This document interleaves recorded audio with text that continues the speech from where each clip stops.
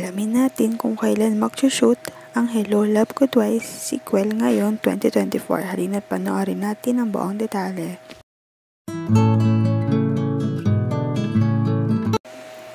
Ilang araw nang usap-usapan ang mga balita tungkol sa pagkakaroon ng sikwelang Hello Love Goodbye na pelikula nila Alden at Richard noong 2019.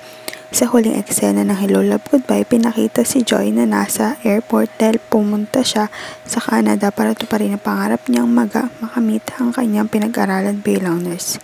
Ang planong shooting sa Canada ni Alden at Catherine sa Agosto 2024 ang nagbigay ng ideya sa kanilang mga tagahanga na sequel ng blockbuster movie nila noong 2019, ang proyekto na gagawin ng dalawa. Sa panayam kay Alden noong September 2019, nagpahiwatig siya tungkol sa posibilidad ng sequel ng Hello Love Goodbye.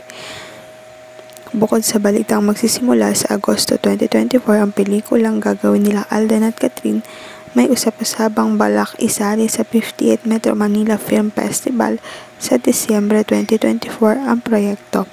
Inaasahan ng ibang movie producers na may layuning lumahok sa 58th MMFF na mahirap maging kalaban ang romantic drama movie na pinagsamahan nila Alden at Catherine. Ngayon pa lang, ramdam na ang lakas ng pagsasama ng dalawa base sa mga positibong reaksyon at komento ng publiko nang pumunta si Alden sa birthday dinner para kay Catherine. Kaya nag-iisip na sila ng ibang genre o kategoryang isasali sa nabanggit na festival. Sa ngayon, maghintay na lamang ng latest update sa Katniel. Huwag kalimutang mag-like at subscribe sa aking YouTube channel, Selyang Beats, para updated kayo sa mga balita. Maraming salamat po sa panonood.